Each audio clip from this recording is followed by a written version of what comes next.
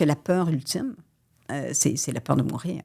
Donc, une fois qu'on a été confronté à cette peur-là, on n'a pas envie de la revivre. Ou on a tendance à aller se replonger un peu dans la même situation comme pour régler les problèmes avec la peur. Je ne sais pas. Vous avez eu vraiment peur de mourir? Oui. Et ça, c'est un sentiment extrêmement désagréable. Et je serais prête à tout vendre ma mère, que Dieu ait son âme, pour ne pas revivre cette peur-là.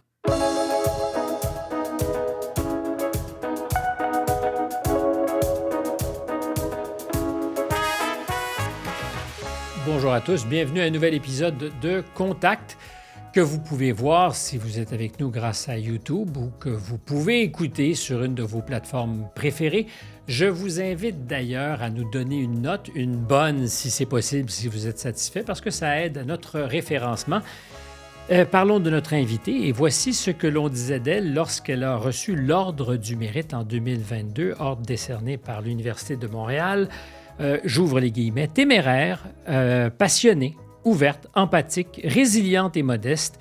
Elle a traversé maintes frontières pendant 3 décennies pour couvrir les pires conflits, du génocide au Rwanda à la révolution en Égypte, en passant par les guerres en Afghanistan, en Syrie, en Iran et au Pakistan.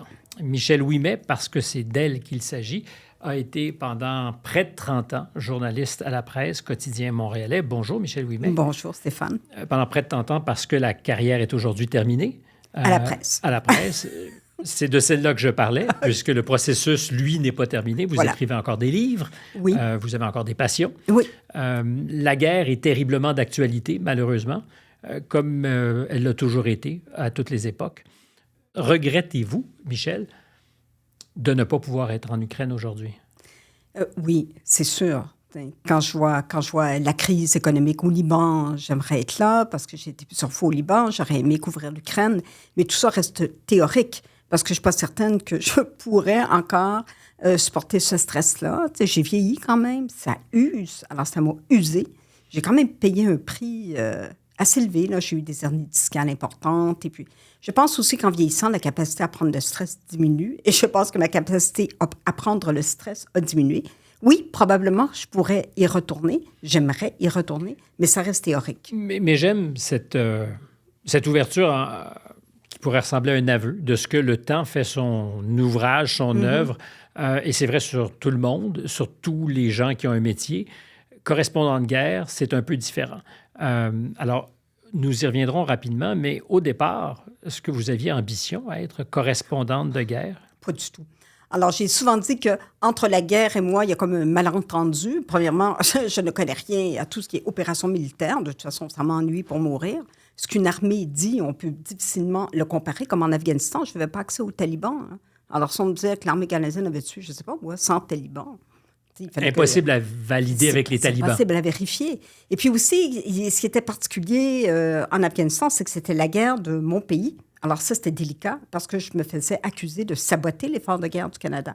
Donc, c'est compliqué couvrir une guerre. Moi, ce qui m'intéressait dans les guerres... Mais toutes les guerres sont compliquées à couvrir parce que la première victime, c'est toujours la vérité ou l'information qu'on veut contrôler quand on est parti de la guerre. Mais la guerre au Liban, par exemple, en 2006, que j'ai couvert contre Israël, on pouvait aller chercher le point de vue israélien et le point de vue libanais. Donc, c'était plus facile. Et je n'étais pas non plus impliquée. Mon pays n'était pas impliqué.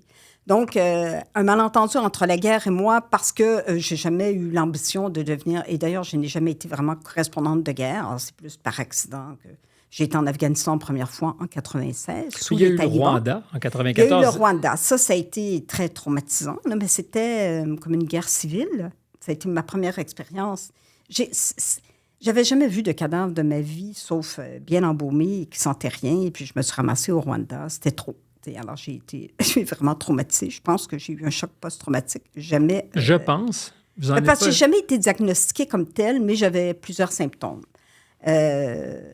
Donc, j'ai jamais eu cette ambition-là, mais j'ai toujours voulu aller ailleurs, voir ailleurs. Mais je me suis jamais dit, moi, je vais être correspondante de guerre. Alors, j'ai couvert les guerres, mais je n'étais pas une correspondante comme, par exemple, Marie-Ève Bédard, postée à quelque part. Je partais, je revenais de Montréal. Donc, j'allais sur un terrain de guerre peut-être 1, 2 fois, 3 fois par année. Ça dépendait des années. Donc, mais c'est déjà beaucoup par rapport à la moyenne des gens qui nous écoutent, qui ne sont pas familiers avec ce que c'est que de se retrouver en zone de guerre. Parlons de cohabiter avec la mort et avec des cadavres, parce que l'expérience initiatrice, le premier grand moment pour vous, c'est probablement le Rwanda en 1994, une guerre civile, mais d'autant plus, je dirais, déconcertante que c'est des voisins souvent qui s'entretuent. Est-ce qu'on n'est jamais préparé à ce que vous allez découvrir? Non, je pense qu'on n'est pas prêt. Moi, j'étais encore moins prête parce que je n'avais pas d'expérience. Alors, mon manque d'expérience a fait que je n'étais pas prête. Je ne savais pas dans quoi je m'embarquais. Mais il faut dire que je suis partie rapidement. Hein. L'avion où étaient les deux présidents, le président du Rwanda et le président du Burundi, ont été abattus. L'avion a été abattu le 6 avril et ça a été l'élément déclencheur du génocide. Et moi, je suis arrivée comme 3 semaines plus tard. On parlait déjà de 200 000, peut-être 300 000 morts. Il y en a eu 800 000 en tout. Puis les tueries ont duré jusqu'au mois de juillet, donc pendant 3-4 mois. Donc, je n'osais pas utiliser le mot génocide parce qu'on commençait, on en parlait, mais on ne savait pas trop. Mais j'ai vu beaucoup de cadavres. Et ce que j'ai vu aussi, c'est les cadavres tout alignés dans un village. On voyait que les gens, on les avait obligés à se mettre en ligne et on les avait abattus et dépecés. Donc, ils étaient là, les cadavres, depuis peut-être 2 semaines, donc sous le ciel d'Afrique, avec la chaleur, alors on imagine, la moitié décomposée. Alors, et aussi, ce qu'on oublie souvent dans les guerres, c'est la logistique. Comment nous, comme journalistes, on est happés par la logistique. Comment je me déplace, où je vais dormir, comment je vais transmettre, qu'est-ce que je vais manger.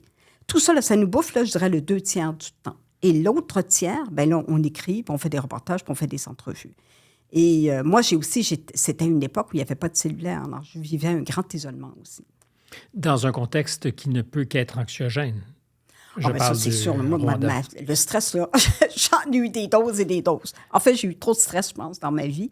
Mais, et je voyageais, je dirais peut-être 80% du temps, j'étais seule. Tu sais, je partais seule, tandis que je voyais mes collègues de la télé, ils étaient en équipe, ils pouvaient parler, ils pouvaient échanger. On est 2, 3, il y a un perchiste, il y a un caméraman. C'est ça. Moi, j'étais toute seule. Hein.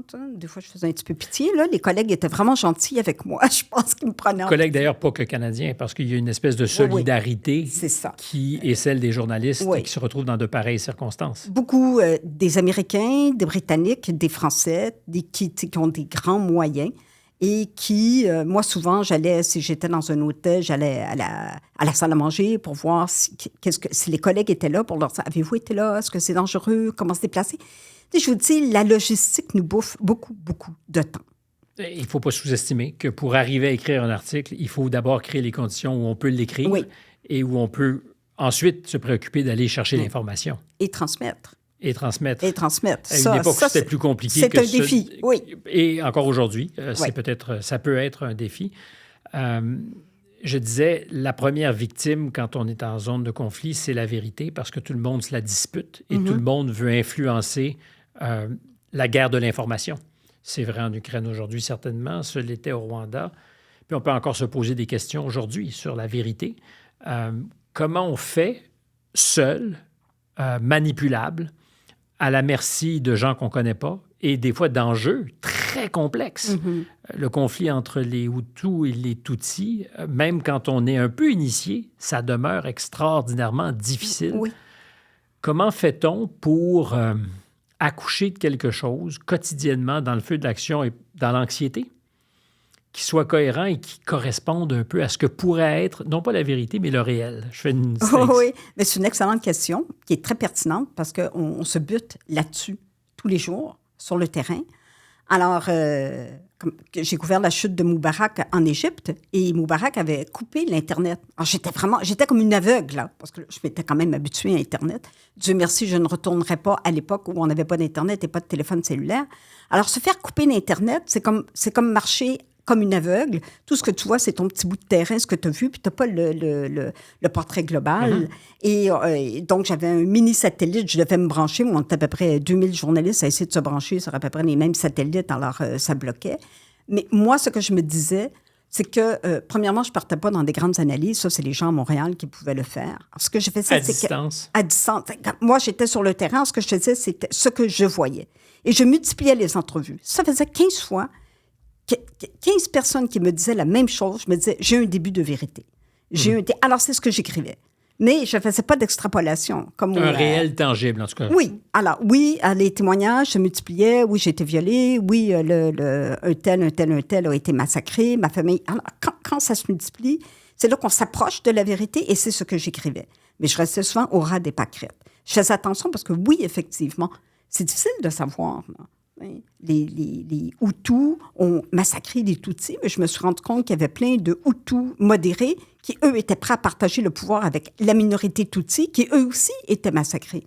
Et je voyais des Hutus modérés dans les camps de réfugiés qui avaient fui les massacres.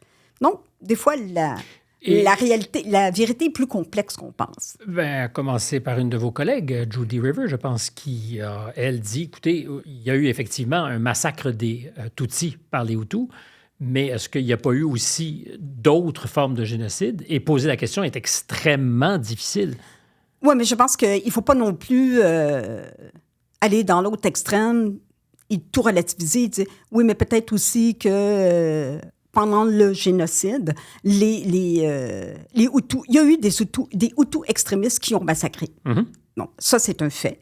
Et moi, je l'ai vu dans le petit village de Rukara, mais c'était des extrémistes. Et tous les Hutus ne sont pas des extrémistes. Mais de là à dire que les Hutus ont été massacrés, bon, après ça, quand les Tutsis ont pris le pouvoir, les Hutus ont fui parce que les génocidaires, ils avaient peur d'être massacrés à leur tour. Évidemment, ça, oui. On peut le comprendre. Mais il ne faut pas dire non plus que tout relativiser et au nom d'une certaine vérité, dire « Ah oui, mais peut-être que les Hutus aussi ont été massacrés. » Non, je pense qu'au Rwanda, les Hutus extrémistes ont massacré les Tutsis et les Hutus modérés qui étaient prêts à partager le pouvoir aux Tutsis. Ça, je pense qu'on peut dire que c'est une vérité. Mais quand on est sur place, donc quand vous arrivez... C'est très difficile parce que moi, ça faisait quoi? Peut-être 3-4 semaines que les massacres avaient commencé. Donc, pour moi, c'était comme un peu confus, là.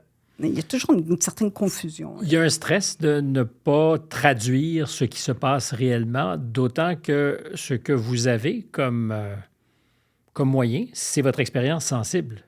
C'est ce que vous voyez, c'est des entrevues que vous faites, c'est ce qu'on vous demande de valider, c'est ce qu'on demande aux correspondants de faire, c'est de nous raconter ce qui est indicible à distance, l'expérience du territoire. Et si j'ai des doutes, je ne publie pas. Comme j'ai été 2 fois en Syrie pendant la guerre civile, ça, c'est un autre grand bordel, là. Je pense que c'est probablement le conflit le plus complexe que j'ai couvert. Parce que, comme disait Carla Del Ponte, qui a été au tribunal de je ne sais plus trop quoi, elle disait, le problème en Syrie, c'est qu'il n'y a plus que des méchants. D'un côté, les djihadistes, de l'autre côté, Bachar al-Assad. Comment tu fais pour te démêler avec tout ça? Et moi, comme femme, je devais interviewer des djihadistes qui me demandaient d'être voilée de la tête aux pieds, de ne pas les regarder, de ne pas serrer la main, d'être humble. Bon, donc, c'était très compliqué. Et aussi, voyager. Quand on voyage et qu'on se déplace dans un pays en guerre, c'est difficile. Parfois, on peut se déplacer seul avec un fixeur. D'autres fois, c'est pas possible, puis il faut voyager avec une des armées. Donc, c'est pire. Le danger d'être manipulé est encore plus grand parce qu'on voyage avec une armée. Donc, j'avais été avec l'armée syrienne libre, qui était l'armée des rebelles, laïque, plus laïque. Et ils nous avaient amenés un soir à 11h, ils nous avaient réveillés vite, comme. Il y a eu un massacre, et là, ils nous avaient amenés en ville. Je n'avais rien compris. Vraiment, je trouvais ça extrêmement dangereux. Ils nous avaient embarqués dans un pick-up, ils nous avaient montré des cadavres, puis ils avaient dit, regardez, c'est Bachar al-Assad qui a fait ça, puis qui a massacré. Et c'est impossible à valider. Alors, moi, je n'ai rien écrit. Je trouvais que le photographe j'étais avec un photographe, il avait pris des photos. Je dis, moi, je n'écris pas un mot là-dessus. Parce que, premièrement, je ne comprends rien. Pourquoi ils nous réveillent à 11h le soir? Ils nous amènent dans la noirceur, voir supposément 3 cadavres que Bachar al-Assad aurait massacrés. Je veux bien. Oui, Bachar al-Assad a massacré beaucoup de gens, mais a-t-il massacré? Je soupçonnais qu'il y avait une mise en scène. Je dis, moi, je n'écris pas. Alors, on a comment je pourrais dire, cette obligation morale et aussi cette possibilité de ne pas publier quand on a des doutes. En fait, c'est même, je dirais, une nécessité si on a un doute de se retenir. Des fois, on a la pression, il faut écrire. T'sais. Alors, on peut tasser. Moi, ça me prend. J'ai rien. J'ai besoin les d'une mains vides histoire. aujourd'hui. Oui. J'ai les mains vides, mais il faut avoir donc la capacité de résister à celui qui demande son dû. Oui. À Montréal ou à Paris ou ailleurs, en disant, t'es là, raconte-nous quelque chose. Oui. Parce qu'il y a un coût lié à une opération. Alors, ça coûte cher. Ça coûte cher. Les fixeurs, ça coûte une fortune. Là. Et il y a les assurances, en fait, tout ce qui vient avec l'idée d'envoyer des correspondants pour nous raconter quelque chose qu'on ne saurait pas autrement. Oui, c'est ça. Et donc aussi produire. Mm-hmm. parce qu'il faut rentabiliser l'opération. Oui. Mais la presse a toujours été correcte là-dessus. T'sais, il me disait, c'est toi qui es sur le terrain, tu le sais. Des fois, j'avais des doutes, mais je ne pouvais que jongler avec moi-même ou avec les correspondants, les journalistes étrangers que je voyais sur le terrain. Mais Montréal, ils n'étaient pas là. C'était difficile pour eux. Mais ils me disaient tout le temps, sois prudente, fais attention, repose-toi. Cette pression-là, c'est moi qui me mettais cette pression-là. Vous connaissez des guerres où il est facile de dire il y a des bons et des méchants parce que vous dites en Syrie, c'est la pire des guerres. Ils sont tous plus ou moins méchants. J'ai beaucoup de difficultés à imaginer qu'on puisse réduire un conflit à des bons d'un côté et des méchants de l'autre. C'est une vision manichéenne, en fait, moi, qui me semble difficile, non pas parce qu'on ne peut pas tirer des conclusions, et je ne vous amènerai pas là où vous n'êtes pas allé, en Ukraine. Clairement, il y a un agresseur, la Russie. Oui. Et il y a un pays agressé, l'Ukraine. Oui. Aucun doute là-dessus. Oui. Une fois que c'est dit, il y a un contexte qui est extraordinairement complexe aussi. Oui, il y a 50 nuances de gris, là, on s'entend. Puis il y en a peut-être 58, oui, 59. Mais c'est toujours comme ça dans les conflits. Sauf qu'en Syrie, c'était particulièrement... parce qu'au début, le but était noble. C'est-à-dire renverser un dictateur, Bachar al-Assad, de père en fils, parce que son fils était là depuis... Son père, Hafez al-Assad, était là depuis 1970. Bachar al-Assad a pris... Puis on connaît, il y avait une police secrète, il emprisonnait, il torturait. Et le peuple a voulu se révolter dans la foulée des printemps arabes. Donc, oui, il y avait comme des bons, d'un côté, la démocratie, oui. les valeurs. Et les méchants, c'est Bachar al-Assad et sa machine à emprisonner, à torturer, etc. Mais là, les djihadistes ont débarqué. Et là, le conflit est devenu extrêmement brouillé.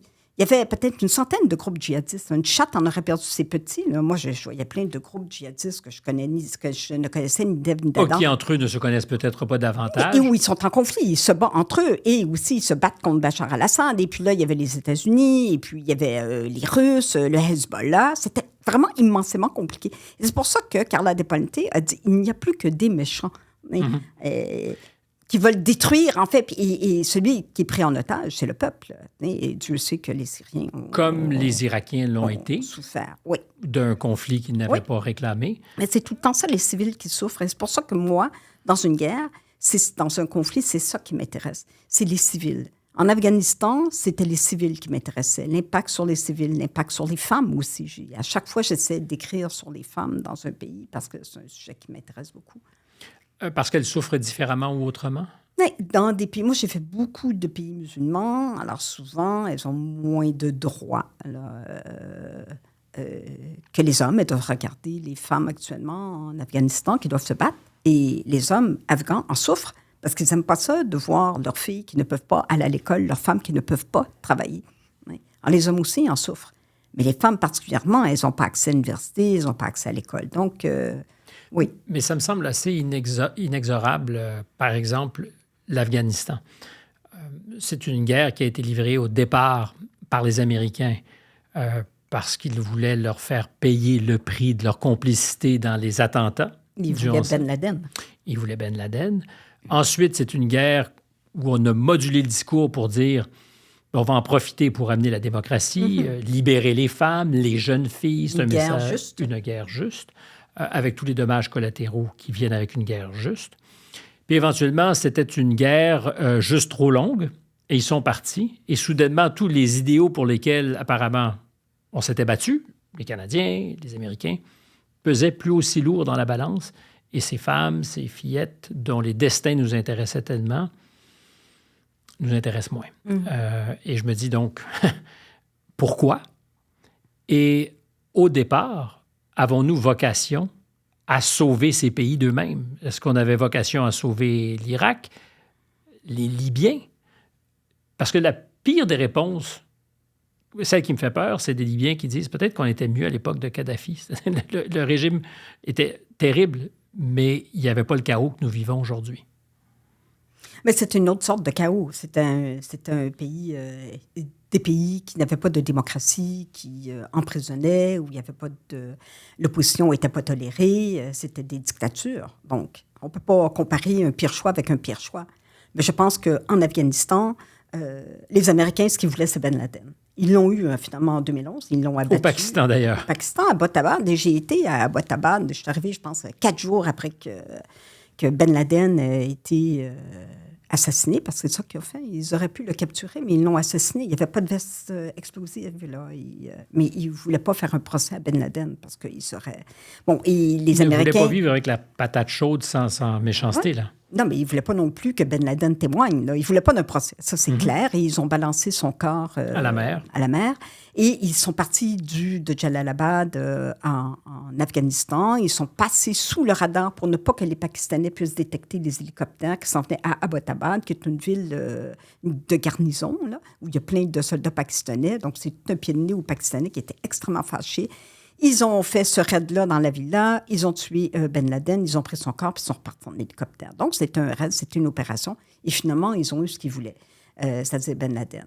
Quant à la démocratie, tout le monde, tous les experts disaient jamais dans un pays aussi complexe vous réussirez à implanter une démocratie. Ça prendrait 50 ans, 100 ans. Et de toute façon, les Afghans ont une démocratie à leur manière avec la Loya Jirga, c'est-à-dire les grandes assemblées. Leurs assemblées, oui. Et ils ont une forme de démocratie qui n'est pas la démocratie occidentale. Mais bon, l'Afghanistan, ils sont en conflit depuis 1979, depuis l'invasion des Russes. C'est ça, s'il y a un pays qui a souffert, une population qui a souffert, c'est bien les Afghans. Mais la question demeure, peut-on imposer nos valeurs, ce qu'on pense être la démocratie, à des pays malgré eux?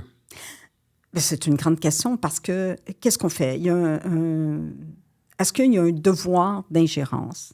C'est-à-dire que si un pays... Avez-vous de meilleures... En fait, dans le fond, si je vous pose la question, c'est pensez-vous avoir une meilleure réponse aujourd'hui que vous avez été témoin de ça? Non. Parce que j'en ai pas non plus de réponse. Non, mais par contre, si un pays massacre sa population, il ferme ses frontières, dit « Foutez-moi la paix, moi je massacre ma population », on fait rien. Est-ce qu'il n'y a pas un devoir d'ingérence, d'empêcher ces massacres-là? Mais si on débarque... Mais qui est l'arbitre de cette frontière? Et qui est le gendarme du monde?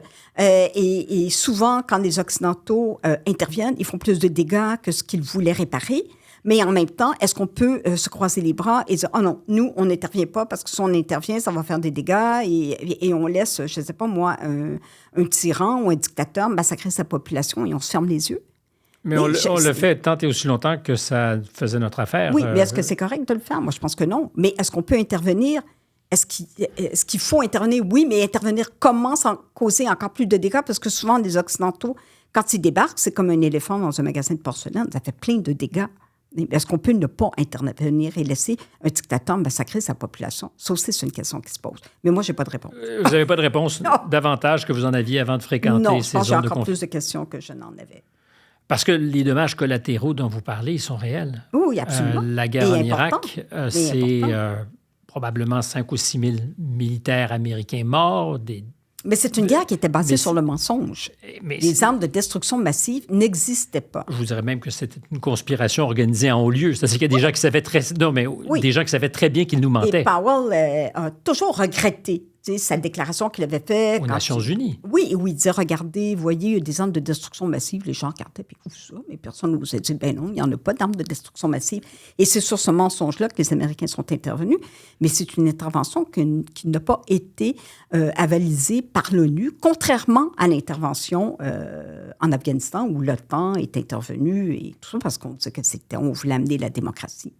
Bon, je ne sais pas. C'est troublant, là, tout ça. Mais... Ben, vous ne savez pas, mais dans les faits, effectivement, on n'est plus là. Et les jeunes femmes, les jeunes filles que vous avez croisées plus d'une fois, vous êtes allées, je pense, 7 fois en Afghanistan. 7 ou 8 fois, je ne me souviens plus. Là. Leur sort, de notre point de vue à nous, en tout cas, est certainement pas meilleur aujourd'hui qu'il l'était il y a 15 ou 20 ans. Mais moi, c'est de voir le retrait en désordre, vraiment un retrait crève-cœur. Et puis moi, j'ai préparé un balado pour Radio-Canada sur les interprètes afghans. Alors, j'ai vraiment vécu ça de façon extrêmement... intense, parce que là, je parlais à mes interprètes qui ont travaillé pour l'armée canadienne, des Afghans, à tous les jours, 7 jours par semaine. Pendant que s'organisait la retraite. Pendant que les talibans prenaient le pouvoir. Parce que moi, j'ai commencé en mai, les talibans ont pris le pouvoir le 15 août, et le balado a été sur le web le 8 septembre. Donc, j'ai vu ça là, de façon extrêmement intense.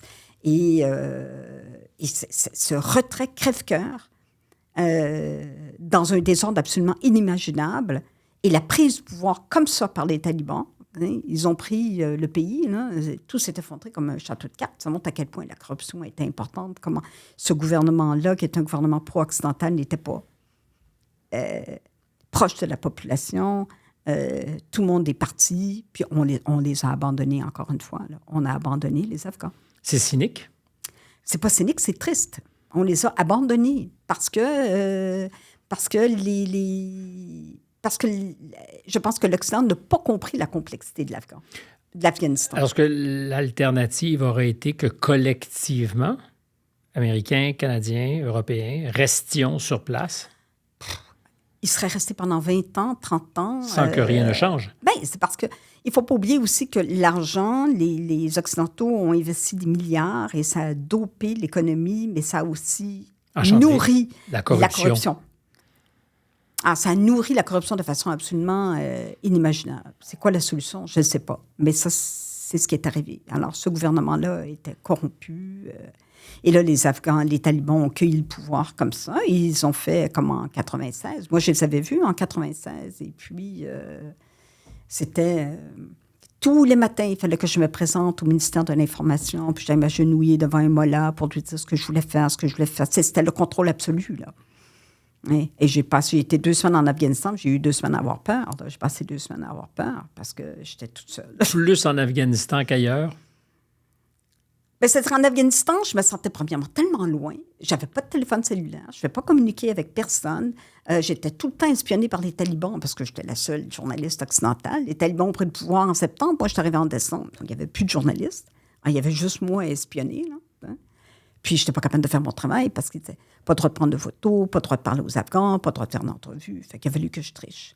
Mais en trichant, je risquais de me faire prendre, d'être emprisonnée et de mettre les Afghans qui acceptaient de me parler en secret en danger. Ça, c'est un autre défi aussi pour des journalistes. C'est-à-dire de devenir soi-même responsable de ce qu'on met la vie d'autres gens en danger pour faire son travail.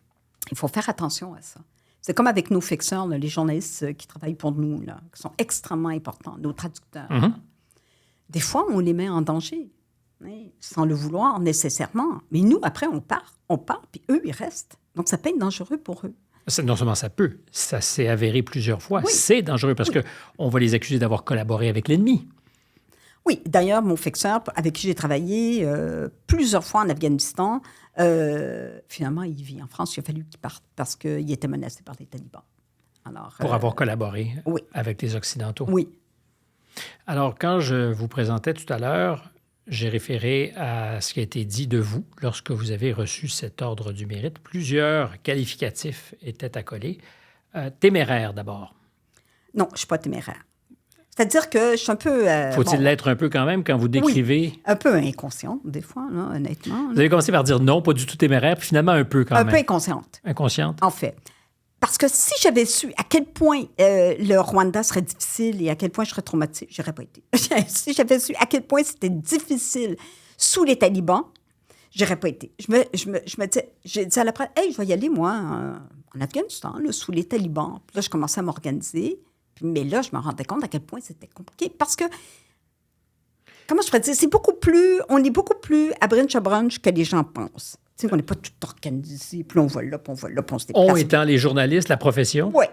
Quand tu as un terrain de guerre, parce que c'est un terrain qui bouge tout le temps. Mais par définition, il n'y a aucun plan qui tient la route. Ben voilà. Alors là, il faut un peu comme se débrouiller sur place et essayer de juger si c'est dangereux, si c'est pas dangereux, j'y vais pas, qu'est-ce que je fais? Puis là, moi, je consulte mes fixeurs, qu'est-ce que t'en penses? Es-tu prêt à y aller? Puis là, on prenait une décision ensemble, là. Est-ce que vous aviez la peur au ventre, souvent, sinon tout le temps? Ben, ou comment on mate cette peur qui devient paralysante? Quand j'arrivais, j'étais tout le temps un peu tendue, stressée. Puis après ça, on relâche. Parce que c'est pas... les bombes nous pleuvent pas là, sur la tête, là. Il y a des moments stressants et dangereux.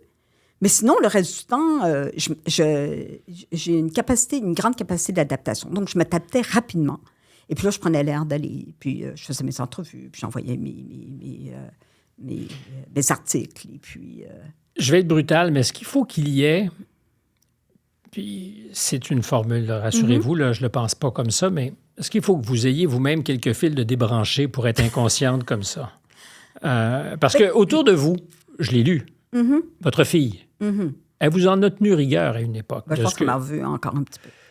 Puis je pourrais comprendre pourquoi. Je ne sais pas si votre conjoint est le père de cette fille, mais enfin, celui avec qui vous avez vécu lors de plusieurs de ces aventures, aussi, par moments, l'a pris très mal. Oui, il était au fâché. point de vous larguer à l'aéroport, mais vraiment...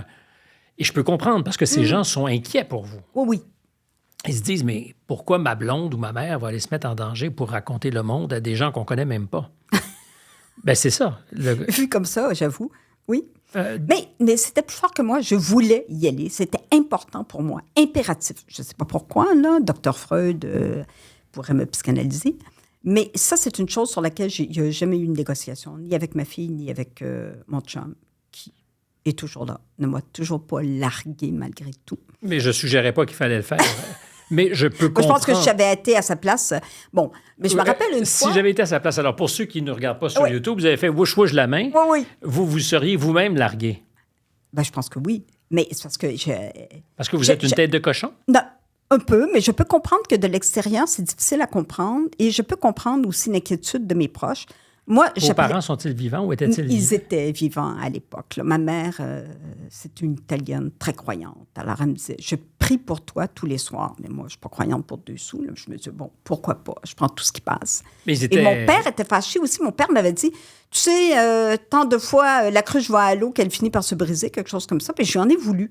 T'sais. Puis ma sœur avait chicané mon père. Puis elle avait dit, écoute, Michel est assez stressé comme ça. N'en rajoute pas. Fait que c'est sûr que ça créait des tensions. Mais pour moi, c'était non négociable. J'y allais, je partais. Et pourtant, non, c'est ça.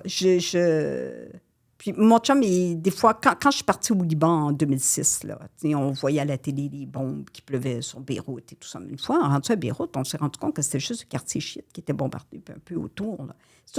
Des fois, c'est toujours moins pire que les images qu'on montre à la télévision. Mais je fais comprendre cette inquiétude-là, mais pour moi, c'était non négociable. Je partais. Je vous écoute, puis je comprends que je ne pourrais pas vous raisonner. C'était non négociable, je partais. C'est ça. Mais ma question, c'était, est-ce que ça prend quelques câbles débranchés? Est-ce que ça prend... On est tous différemment faits. Il faut être insensibilisé à certains risques pour s'exposer à autant de risques.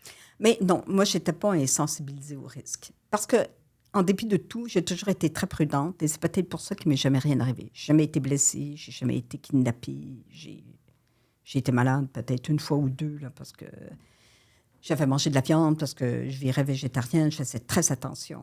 J'étais prudente. Mais je consultais beaucoup. Mais à un moment donné, je prenais une décision. Je disais, OK, j'y vais dans le sud du Liban. Bon, oui, c'est dangereux, mais je pense que c'est un risque calculé. Puis j'avais comme une espèce de façon de calculer les risques complètement impressionniste. Aléatoire, peut-être? Oh, complètement impressionniste. Je me disais, moi, je ne prends pas plus que 20 à 25 de risque. C'était n'importe quoi, mon affaire. Mais dans ma tête, c'était clair que c'était pas plus que 20 à 25 de risque. En fonction de barème totalement subjectif. Comme ça. Le vent. Mais je pense que ça marchait, mon affaire, malgré tout.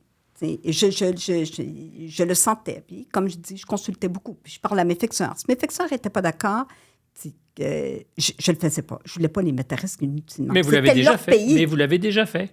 C'est-à-dire? En prison, avec un fixeur qui vous disait, Michel, puis je comprends que l'anecdote a été souvent racontée, donc je ne veux pas en abuser, mais quelqu'un qui vous dit, non, c'est plus le temps d'être ici, on doit sortir. Oui. Et il y a ce moment où on se dit, on a ce qu'on veut comme journaliste, on a le butin, on est rendu, et soudainement, le 20-25 peut monter à 50, 60, 75 % de risque qu'on est prêt à tolérer parce qu'on se dit, c'est pour ça que je suis ici, là. Mais cette histoire-là de prison, c'est l'histoire que j'ai faite sur la torture, sur les soldats canadiens qui capturaient des talibans, qui les donnaient au service secret afghan, qui, eux, les torturaient, puis après, les envoyaient en prison. Alors moi, je voulais aller dans cette prison-là, à Kandahar, dans le sud du pays, et ça avait été hyper compliqué. Finalement, beaucoup grâce à Akbar, mon fixeur, on a réussi à rentrer en prison.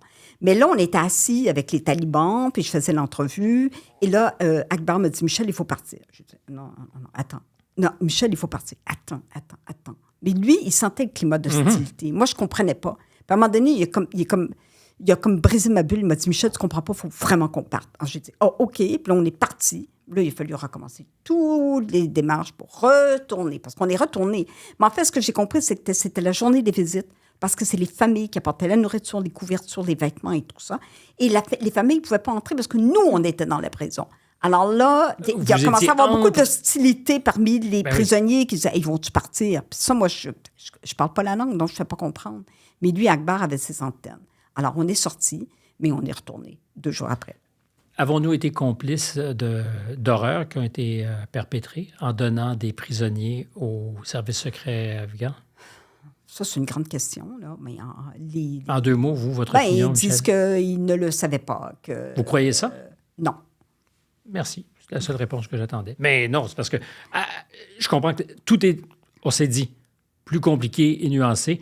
Et je ne voudrais pas jeter la pierre aux soldats canadiens et certainement à ceux qui servaient et qui pensaient servir une bonne cause. Mais la torture était connue. On savait que les services secrets afghans torturaient. Mais est-ce qu'ils torturaient parce qu'ils avaient signé un accord avec le gouvernement, les Canadiens avaient signé un accord avec le gouvernement Karzai disant « il n'y aura plus de torture ». Donc, bon, c'était une entente de bonne foi. Les Canadiens les ont crus. Est-ce qu'ils ont été naïfs? En tout cas, ça a été toute une histoire. Là. Ça a fait... Et d'ailleurs, on m'avait accusé de faire la propagande des talibans. Parce que c'est pour ça que c'est compliqué quand tu couvres ton propre pays. Et qu'on est dans une guerre où il y a des intérêts nationaux. Oui. C'est donc vrai pour à peu près tous les journalistes américains qui sont rarement dans un cas de figure où les intérêts du pays ne sont pas directement interpellés. J'ai dit téméraire, empathique. Bien, j'essaie. Êtes-vous froide? Oh non, jamais. Il faut... Comme... Moi, ce que j'ai trouvé très difficile, c'est couvrir des camps de réfugiés. Parce que les gens qui sont dans des camps de réfugiés sont là peut-être pour 6 mois, 1 an, 2 ans, 20 ans. Des familles? Oui, j'ai vu de tout là, dans les camps de réfugiés. Des camps de réfugiés organisés, des camps de réfugiés où les gens sont là depuis plusieurs générations, comme les camps palestiniens, les camps à la frontière de la Syrie complètement désorganisés, les camps au Liban. Et ça, c'est difficile parce que si tu donnes un peu d'argent, une famille peut vivre pendant 1 mois. Mettons 5 $ américains. Mais tu ne peux pas donner de l'argent parce que tu vas pervertir les témoignages. Parce que les gens, ils vont dire n'importe quoi pour 5 en échange d'argent. Mais c'est très difficile. Toi, tu es là, l'occidental, bien nourri, tout ça, et tu vois, bon, des enfants, 90% des enfants font des cauchemars, ils entendent des bombes, 95% des hommes font des dépressions. C'est très difficile, les camps de réfugiés. C'est une des choses que j'ai trouvées le plus difficile. Tu sais, 3 toilettes pour 1000 personnes. 3 toilettes pour 1000? À la frontière de la Syrie, c'était complètement désorganisé. Les gens étaient à la frontière dans un état de désorganisation totale en attendant de pouvoir être acceptés en Turquie pour là, pouvoir aller dans un camp qui était organisé. Parce que les camps qui sont pris en main par les groupes humanitaires comme la Croix-Rouge et tout ça, c'est bien organisé. Il y a de la nourriture, il y a les enfants vont à l'école. Mais là, il n'y avait rien. Alors, moi, ce que j'ai fait quelques fois et que je n'aurais pas dû faire, mais que j'ai fait quand même, c'est après l'entrevue, je donnais 5 $ à mon fixeur. J'ai dit, peux-tu donner? Il comprenait tout de suite. Il prenait l'argent. Moi, je me retirais. Il serrait la main au monsieur, au père de famille, puis lui donnait le 5 $. Puis on partait. Après l'entrevue. J'ai fait ça peut-être 2-3 fois parce que je trouvais ça trop crève-cœur. Est-ce que vous êtes en face de l'impuissance totale dans ces situations-là? C'est-à-dire, le mieux qu'on peut faire, évidemment, comme journaliste, c'est de rapporter et d'espérer que ça peut s'aider. Raconter, je crois ça fermement, évidemment. Mais en même temps, dans l'ordre des choses, on est en face de l'indicible, avec vos meilleurs mots, et de l'impuissance. L'impuissance est très difficile parce qu'il y a aussi assistance à personne en danger. Est-ce qu'on peut... On peut pas être... Il y a beaucoup de gens qui me demandaient, avec le plus de dignité possible, j'aimerais ça aller au Canada. Je leur disais, c'est très difficile. Le Canada... être accepté au Canada, les interprètes afghans et tout ça. Donc, il ne faut pas que tu te mettes le doigt dans l'engrenage. Il faut que tu... Donc, tu ne peux pas devenir comme acteur, mais ce que tu peux faire, parce que je leur disais, mais ce que je peux faire, par contre, c'est raconter votre histoire. Mais ça, c'est difficile. Ça peut avoir l'air froid.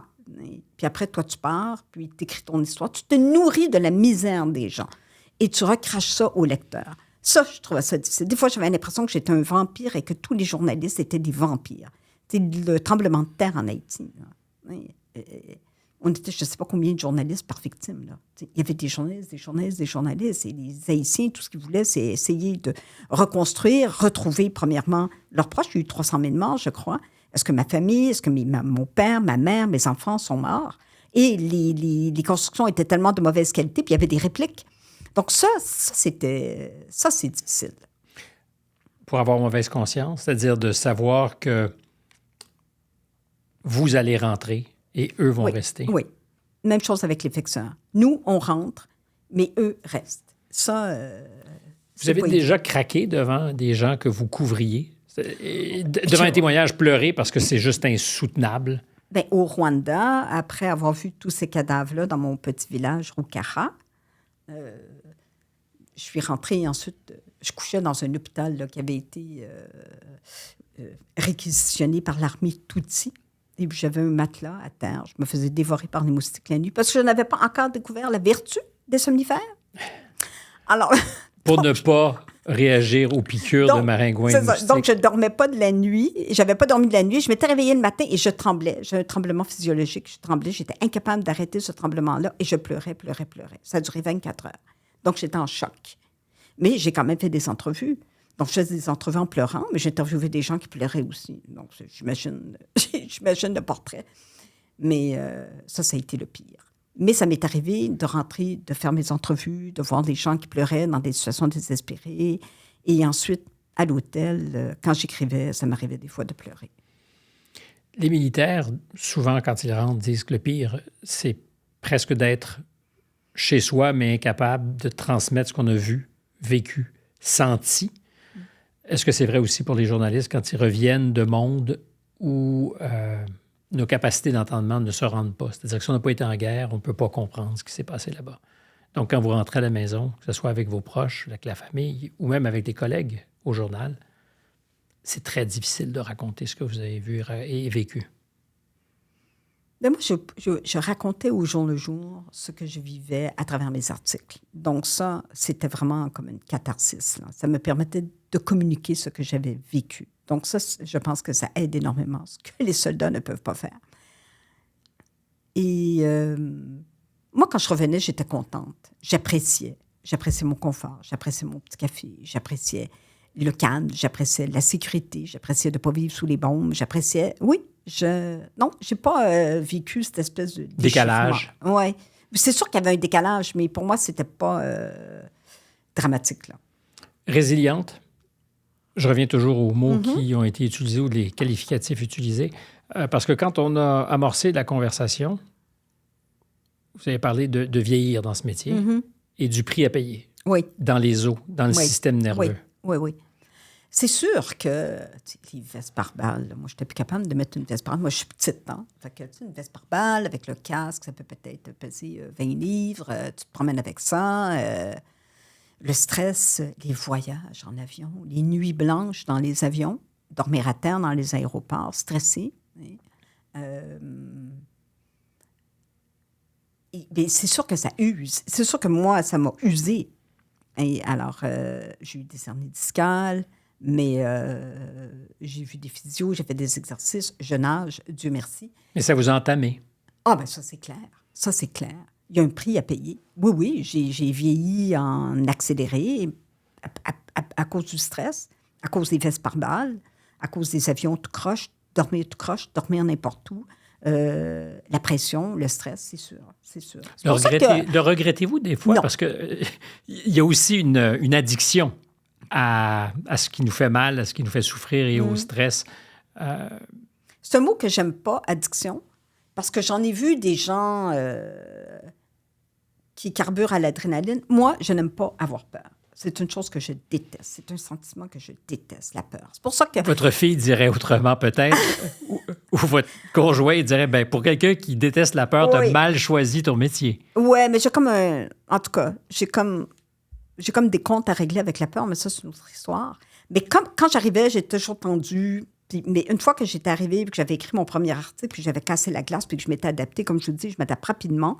Là, ça allait bien. Là, j'étais comme sur mon air d'aller. Des fois, ça pouvait arriver que j'avais peur, mais non, je ne peux pas dire que j'avais Beaucoup peur. Non, je ne suis pas une personne qui a peur facilement. Et quels sont les comptes à régler avec la peur, alors? Ah, c'est compliqué. On vit tous avec la peur. Moi, je pense que c'est ce qui nous tenaille le plus. Je cite souvent cette phrase qui m'a un jour illuminé. What's on the other side of fear? La peur est souvent des fois plus importante que ce qu'elle nomme même pas. Ben, je pense que la peur ultime, c'est la peur de mourir. Alors, donc une fois qu'on a été confronté à cette peur-là, on n'a pas envie de la revivre. Ou Dr. Freud, encore une fois, on a tendance à aller se replonger un peu dans la même situation comme pour régler les problèmes avec la peur. Je ne sais pas, là, c'est de la psychanalyse à Saint-Saëns, ça ne vaut rien ce que je dis. Non. Mais c'est un peu ça, là. Et vous avez eu vraiment peur de mourir? Oui. Et ça, c'est un sentiment extrêmement désagréable. Et je serais prête à tout vendre ma mère, que Dieu ait son âme, pour ne pas revivre cette peur-là. Donc, je n'aime pas avoir peur. Et c'est pour ça que je suis prudente sur le terrain, que les gens regardent, elle a été en Syrie, en Afghanistan, et tout ça, mon Dieu, est téméraire. Non, je ne suis pas téméraire. Tu sais, je suis restée quand même, comme je dis, prudente. J'ai fait attention. Prête à vendre ma mère pour ne pas avoir vécu ça? Pour ne pas revivre. Pour ne pas revivre cette peur-là. Est-ce que ça s'efface? Non. Je pense que ça reste, c'est inscrit dans le cerveau, c'est inscrit... Non, on vit avec ça. Et je pense que ça nous diminue, mais on vit avec ça. Ouais. Ça nous diminue? Oui, je pense que oui, parce qu'on perd notre innocence, là. C'est quand on sait qu'on peut mourir, donc qu'on peut être vulnérable, on perd une certaine innocence, là. Je pense que tous ceux qui ont été attaqués ou qui ont failli mourir vivent peut-être ce même sentiment-là de vulnérabilité. Parce que quand on est jeune, on se sent invulnérable et il ne nous arrivera jamais rien. Et c'est à la privilège guerre, de la jeunesse. C'est à la guerre que vous avez appris entre autres, là. Que vous alliez peut-être un jour être exposé à votre vulnérabilité. Oui, c'est ça. Mais alors, le plus tragique, c'est d'avoir eu peur pour les bonnes raisons ou de s'être fait voler son innocence? Bien, c'est une combinaison des deux, là. À partir du moment où on se fait voler notre innocence, c'est-à-dire qu'on ne se promène plus dans la vie de façon où rien ne peut nous arriver, quand on perd ça, on devient un peu plus... moins de légèreté. Oui, plus prudent, même si je me suis jetée tête baissée des fois dans des conflits, là. En tout cas, c'est très contradictoire, mais pour moi, ça tient. C'est l'essentiel, mais ça se guérit? Bien, ça se guérit, je ne sais pas. Ça reste inscrit dans notre cerveau reptilien. Mais c'est là que ça se passe. Hein? C'est ça. La peur, elle n'est pas raisonnable. Elle n'est pas... on ne peut rien faire quand on est tenaillé par la peur. Avez-vous été ambitieuse pour vous exposer à tout ça? Puis pour moi, je dis souvent la même chose, mais l'ambition est certainement pas un défaut quand elle ne s'exprime pas aux dépens des autres. Avez-vous été ambitieuse ou il y avait autre chose? C'est-à-dire que ce besoin de témoigner était votre contribution, peut-être? Je ne pense pas qu'on peut dire que je suis ambitieuse. Je ne me suis jamais vue comme quelqu'un d'ambitieux. Tu sais, je n'ai jamais eu plan de carrière. Parce que modestie était un des autres adjectifs associés. Mais on peut être modeste et ambitieux. Je pense que c'est réconciliable. Oui, mais mon ambition, c'était d'aller sur le terrain. D'aller sur des terrains où comme quand j'ai vu tous les cadavres, je ne sais pas si vous vous souvenez de cette image-là, en 1994, quand le génocide a commencé, on voyait des centaines de cadavres dans les rivières là, qui flottaient. On sentait vraiment que quelque chose d'extrêmement grave était en train de se produire au Rwanda. C'était plus fort que moi, il fallait que j'y aille. Quand les talibans ont pris le pouvoir et qu'on a vu leur délire religieux en train avec des chars d'assaut en train d'écraser des bouteilles d'alcool, de briser, d'arracher des films et tout ça, c'était plus fort que moi. Je me suis dit, il faut que j'y aille. Mais c'était pas dans un plan ambitieux parce que je veux devenir une journaliste ou de guerre. Non, ça, c'était pas ça. Mon moteur, c'est je veux y aller. Il faut que je sois là. Je veux y aller. Là, j'allais voir mes patrons. Je leur disais, hey, moi, je vais aller au Rwanda. Ils me disaient oui. Fait qu'il me faisait vraiment confiance. J'ai été chanceuse, là. ces 20 ou tous ces petits témoignages, toutes ces petites fois où on ne peut pas plaider l'indifférence parce qu'on ne saurait pas, c'est utile finalement. Parce que c'est ça, s'il n'y a personne pour rapporter, on peut dire qu'on ne sait pas. À chaque fois qu'on a les indices qu'il se passe quelque chose, on ne peut pas plaider l'innocence. Donc, est-ce que le travail est vain au total ou au contraire, vous pensez que le jeu en vaut la chandelle? Le jeu en vaut la chandelle. Bien, c'est sûr. Il faut toujours témoigner de ce qui se passe. Il faut toujours regarder la guerre en Syrie. C'est devenu tellement dangereux qu'à partir de 2013, 2014, je pense entre autres là, à tous les kidnappings de James Foley, à qui j'avais parlé. Donc, ça m'a vraiment bouleversée. Nicolas Hénin, qui s'est fait... James Foley a été décapité, le journaliste américain. Il a été enchaîné. Nicolas Hénin, un journaliste français vraiment super compétent, arabophone, il parle en arabe. Il a été enchaîné avec James Foley. Lui aussi a été kidnappé. Lui aussi, je lui avais parlé. Ils m'ont aidé, ces gars-là. Quand j'ai été... Comme je dis, je demande beaucoup l'aide. Ils m'ont aidé dans la logistique pour savoir comment rentrer en Syrie et tout ça.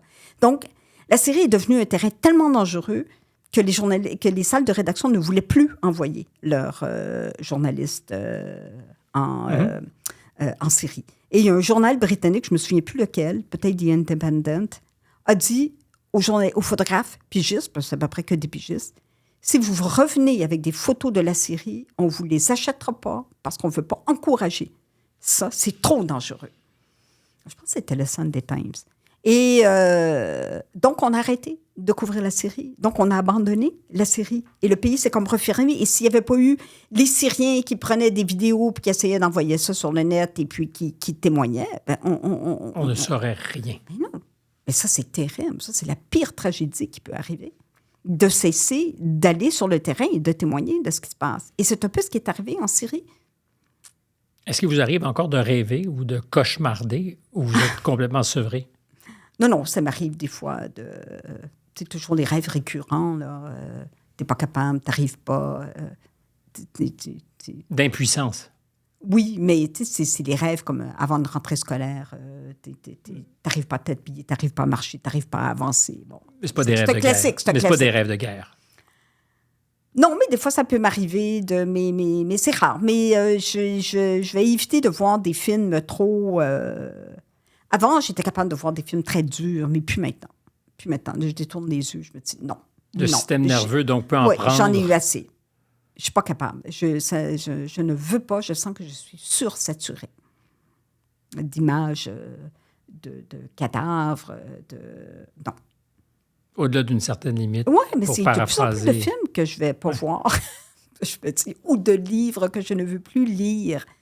Et je me dis, tiens, je vais être sursaturée. Une autre chose aussi, moi qui ai été capable de faire ma valise en une demi-heure, maintenant, quand je fais une valise, là, je tourne autour, puis je procrastine. Et ça peut me prendre une journée faire une petite valise.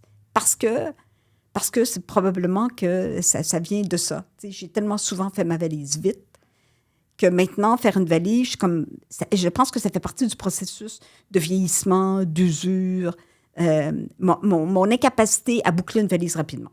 Le dernier article pour la presse, c'était justement tout ça. 2 mots, vieillir, virgule, partir. Oui. Partir de la presse. Oui. Ou partir à l'étranger, ou ne pas partir à l'étranger. En fait, mon intention, c'était partir à la retraite. C'est parce que je suis plus capable, parce que c'est trop. J'avais 64 ans quand j'ai pris ma retraite de la presse, quand même. Donc, pas vieille du tout. Bien, ou en année de correspondant. 29 ans. En année de correspondant, peut-être ça compte double ou triple, comme les années de chien. Je ne sais pas, mais on peut peut-être le multiplier par mon numéro d'assurance sociale, mais mettons que ça fait beaucoup d'années, je trouve. Mais je l'ai senti, là, que j'étais... Mon dernier voyage, ça a été en Arabie Saoudite, et ça faisait 2 ans et demi que j'attendais le visa. D'un coup, pouf! Le visa est arrivé. Alors, j'ai dit, hey, j'y vais. Mais j'avais vraiment des hernies discales, là. Je me suis dopée, là, j'ai pris des Advil, des Tylenol, des antidouleurs. J'ai passé 2-3 semaines, je ne sais plus combien de temps je suis partie. Puis quand je suis revenue d'Arabie Saoudite, c'était en décembre, j'ai pris l'avion Riyad-Paris, ça allait. Paris-Montréal, je n'étais plus capable. J'avais beau prendre des Advil, des antidouleurs, il n'y avait plus rien qui fonctionnait. J'avais tellement mal. J'avais été voir l'agent de bord. J'avais dit, si je ne peux pas me coucher ici, là, maintenant, sur le plancher, je vous dis, je me jette en bas de l'avion. Et je devais avoir le teint tellement livide qu'il m'a dit non, couchez-vous. Ils vous ont cru. Alors, oui. Je devais avoir.